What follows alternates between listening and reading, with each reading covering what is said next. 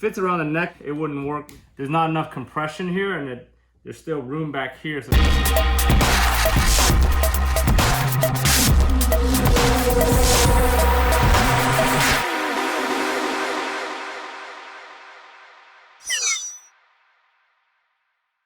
hey guys, welcome back to the channel. So recently I was replacing those bellow boots on my steering rack, and I noticed that all my ball joints on this car were the original, probably 2002 ball joints that came with this car, and all the boots on them were the originals. The ball joints all looked like they were intact, they weren't loose or anything, but the boots looked like they were deteriorating or looking like they were on their way out.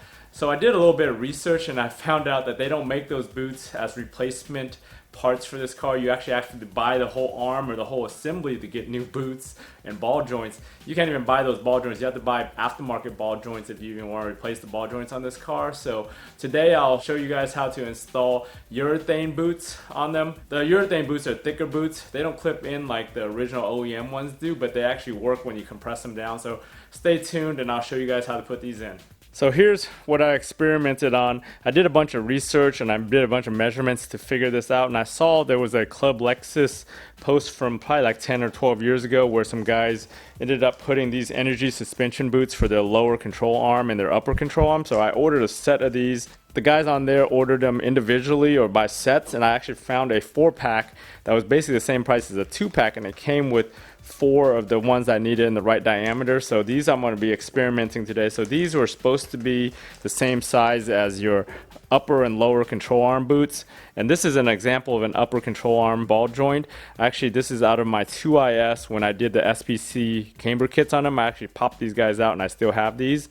I experimented and I bought this set of Urethane boots, which that is before I measured all the measurements to get them right. So these weren't exactly what I needed, but these were only like $4 for a set of 4, so I ordered them. They were actually for a Honda Accord. Then I measured the steering in rods, and I determined that they use this size right here, which is another energy suspension urethane boot for those rods. So I'm going to test those out to see if they fit today. The thing with these ball joints is the factory doesn't sell them. They're not replaceable. They want to replace the whole arm, right? But actually Figs and some other aftermarket companies sell this guy for the 1IS, 2IS, and all the ISs actually. Figs basically sells a copy of this one for the 1IS, which is a 2IS type, and I saw some aftermarket ones for 40 or 50 bucks that are also the same design, and they come with a new castle nut too that's a little bit thicker and more robust. But that one actually uses the same boot, so depending on if these boots fit my car, I might end up just using my old 2IS boots that have been just sitting around doing nothing for the last decade. So anyways, let's go ahead and get started. So what we're going to have to do is pop all the ball joints out of here. So what I recommend is picking up one of these guys. So you definitely need one of these pullers to pop the ball joints, or else you're going to be hammering all day and it will never go off, because the way these tapers are, they keep these things on like a mug. So what we want to do is use one of these. It'll take 2 seconds to pop all your ball joints, and this particular one I have actually fits all 3, the steering rod, the upper control arm, and the lower control arm. They fit all 3 of those areas, so it's perfect use for that. So what we need to do is basically pop everything off, and what I'm going to do, which is totally optional on your end, you could do all this with everything intact, but what I'm going to do, I'm going to just take the whole spindle out, because once I release the caliper, the only other thing that's really holding the spindle on is the ABS line, which is a 10mm that you take out from there, and you just pull the ABS line out, and the whole spindle comes off once you pop those ball joints. So we'll go ahead and do that now. So the easiest way to take the spindle off is, first thing you do is pop the steering rod right here off. Then there's 2 17mm down here that you take off to take off the roll center adjusters, which I've already installed the roll center adjusters recently on my recent videos down here. So I'll pop those guys out. Take off the caliper. So you just do the 17 is for the main bracket, 14 is for the actual caliper and the slide brackets right here. So you can do that part, take the caliper out of the way. And then once you do that, you can pop the top ball joint, and the whole spindle should come out once you release the ABS line.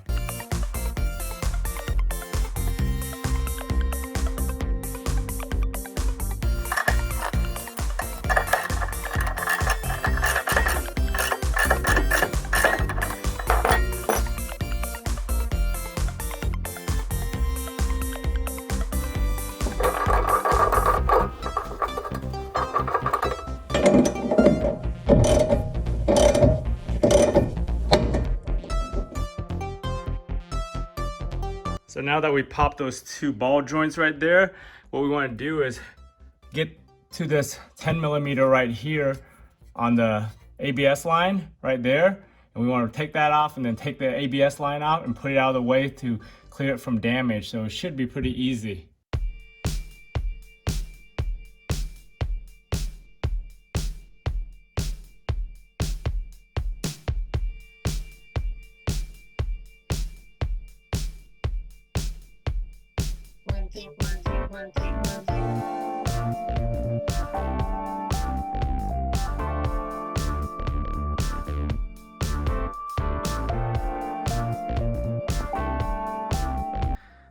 So I got the whole spindle cleared out. One of those bolts on the roll center adjuster, the hex bolt, I kind of slipped on it and stripped it a little bit, so I had to hammer that thing in. I'm about to order a new bolt for that. Dang, I messed that up really bad. So what I'm gonna do now, I'm gonna take apart the upper control arm. There's two 14mm in here that you wanna take off. You take it off from here using a gear wrench. There's a nut on the other side, but it's got a holder on the other end, so you don't have to worry about that. And that takes this whole arm out. And then down here, I'm gonna pop this guy, and that will take this guy off too.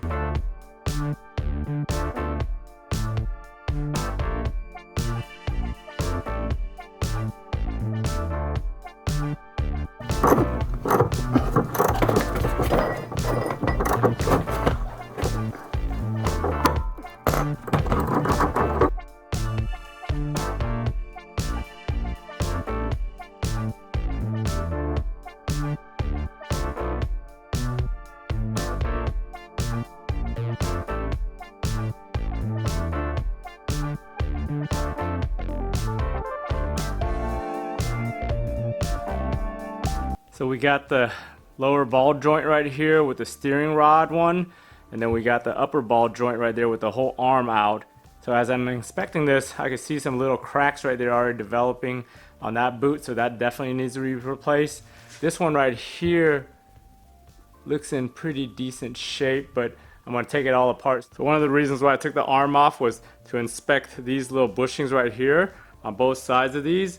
So right now, as I'm looking at them, they're still in good shape, so they're not cracked in the middle or anything, so they're pretty good, so I'm gonna leave those. One of the things I'm gonna do is I'm gonna actually sandblast the inside of this arm right now, because there's some corrosion building up inside there, and I don't want it to spread or anything, so I'm gonna sandblast it in my sandblaster before I put it all back together, just to clean those out, and then probably hit it with some spray paint. So to take these apart, what we have to do is there's a little ring right here that you got to pop out with some pliers and a little flathead screwdriver.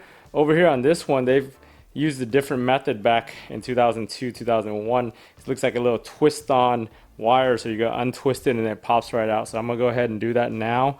The boot over here on this one is still on the car, but we could do that on the car, so I'll do that last.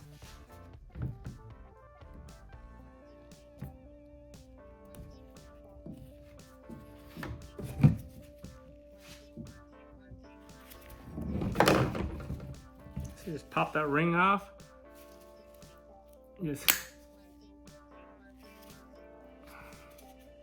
So yeah, just pop that ring off right now, and then just kind of work it all the way around.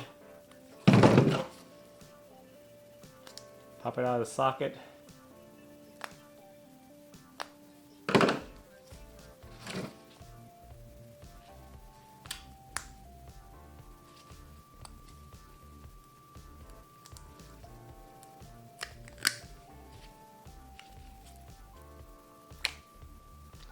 That's out. So just make sure your ball joint's nice and nothing's loose in it, which is pretty solid on what I could feel in here. Test out the new boot. So with the new boot, what you wanted to do is just cover the bottom and the top, which looks like this is the 1314 version. So this one's a little bit taller, I think, and then there's a 1309 version on here. So both of them fit here, and the key to is when it compresses, when you get it on the car and it compresses, it fits. So right now, once I compress it down, it covers the back side here, which is what you want right here. So make sure that it's covered, and then when you put the weight on, the weight of the car and the suspension will actually seal that in, so you don't have to worry about having that ring. So the 13014 one, which on this kit had 2 different sizes. The top is a little bit thicker so it doesn't go all the way in. So I'm going to try that on the front one. But definitely the 13009 one will fit on these. So I'm going to go ahead and just clean up all the grease in here. And the old grease, and repack it with new grease.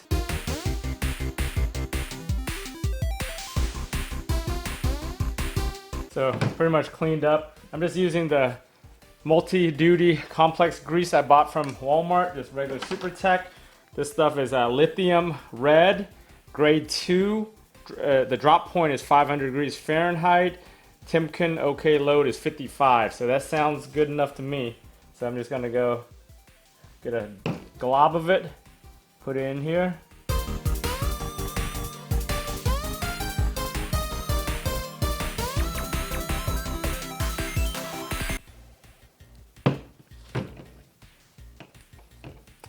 Yep, just get it in there, and then when you install it on there, just back on the car, just wipe it clean. So I just looked at these boots on here and then the bushings back there. So apparently those things have part numbers on them. I looked up the part number for this boot. That part number doesn't show up as a US part. The only place that they have it is in Russia, so obviously you can't get that boot from the dealer even with that part number. The bushings, both those bushings, actually the part number shows up. And they make aftermarket ones. Fee-Best makes aftermarket ones for those, but you know, they're like $17 each, which makes them like 30 something bucks. Once you start adding all those parts together, it becomes the price of like a new arm already, or a new aftermarket arm. So I don't even know if it's worth it. Even though with those bushings, Figs and other aftermarket performance manufacturers make replacement bushings now, so it might not even be worth the $17 each for them, unless you just want like an OEM quality or OEM ride with replacing those things. So just you know, food for thought there. So now I'm gonna go ahead and sandblast what I need to before I start taking apart this boot.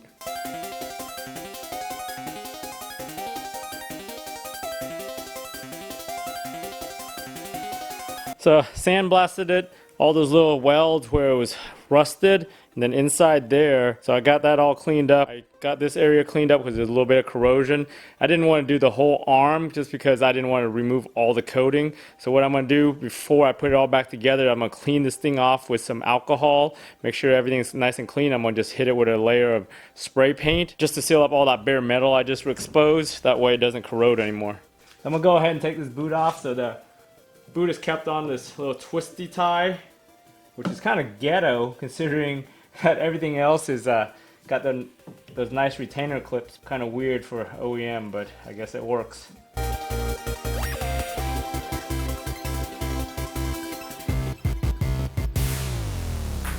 So yeah, this thing, grease is kind of dry in here. Yeah, ball joint's still good. Grease was drying up, so perfect time for it to be replaced. Yep, no movement, nice and tight. Just expect a little ring in here. So if you compare these two, they're basically the same. Yeah, this one's got numbers on it, that one's got numbers on it. So it's basically the same ball joint from the looks of it. The 2IS one's a little taller as far as the bolt goes, but I think because the arm on there is a little thicker because it's aluminum. But yeah, same design. So if I ever needed a ball joint, I could probably just swap that one in with the same lock collars. Now we want to see if those other 13014 fits in here. Fits around the neck, but yeah, still, I think it wouldn't work because even if there's not enough compression here and there's still room back here, so that's weird that people recommended that. Then they said that the 1309 would fit, but even the 1309s, the top is too big. So yeah, that's not gonna work. So I might have to use my 2IS boots. They're not in bad shape, but they are a bit hard and brittle. So yeah, the 2IS boots fit right onto there. Looks like it seals decent right here. It goes down to to the thing, so when you put the pressure of the control arm or the spindle on here, that it should be fine. So I'm going to go ahead and just use my 2 IS boots. So we need to put the retaining collar on here.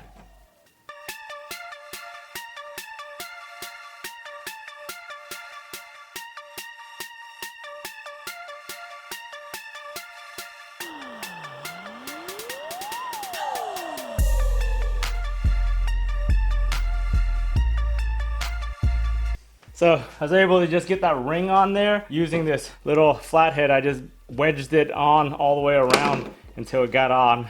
So what we're gonna do next now is I'm gonna clean up all this dirt and grease and everything with some super clean.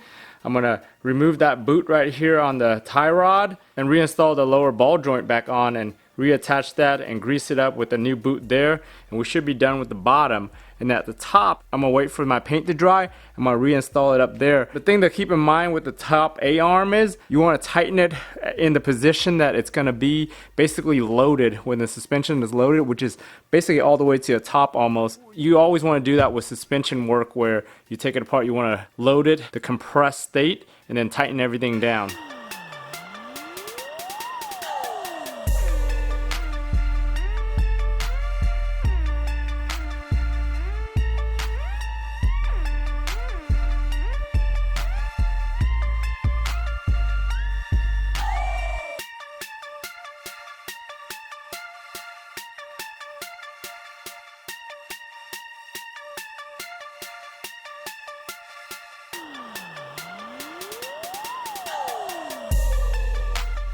So we got those boots in. The tie rod boot fit. It kind of hangs over a lot, but it seals pretty good. The inside is actually touching the rod a little bit. And then over here, this thing also, when it moves around too much, it kind of seeps out. You can move it like this and stuff, and then the grease kind of seeps out, but once you put the spindle and everything back in, it should be pretty static. Now I'm going to torque everything down. So the lower one is 120 foot-pounds. That one is 48 foot-pounds. Once I torque those two down, I can put the cotter pins back in and I'm good there. And then I'm going to put the upper control arm in. But once I get that in, and then I can put the spindle back and I can finish up this side. So I got this baby recoated with paint. It's nice and shiny again. I'm going to put it back in the car now.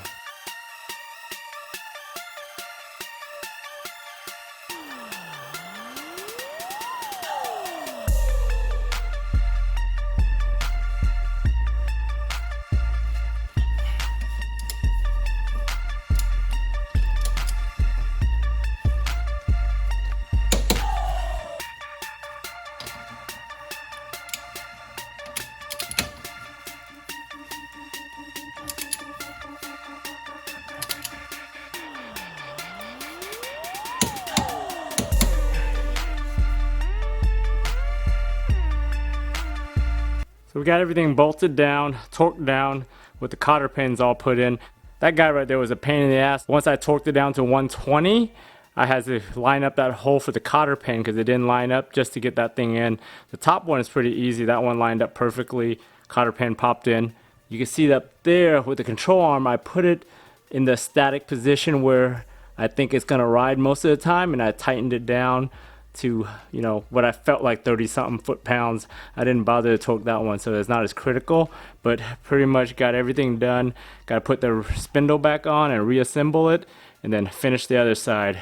Hey guys, thanks for watching all the way to the end of this episode on refreshing those ball joint boots. Luckily, two of the ones that I was able to do, those urethane ones on. That upper one, I was lucky I had a 2IS one laying around that I could replace it with. I actually took the dimensions of everything and I'm gonna go research and see if I could find either an aftermarket boot or another urethane boot that might fit. But I think the best idea would be just an aftermarket boot that fits in there. But I'll post that down in the description box if I find it, and I'll put the dimensions so you can do your own research to find them. Because I know on eBay and stuff, and Fee-Best and some of those brands, they make those aftermarket boots all the time. You just gotta have the exact dimensions, so that way you know which ones you're getting. Thanks for tuning in. If you found this video useful, give me a thumbs up. If you haven't subscribed to your channel, go ahead and subscribe to your channel, and I'll talk to you guys next time.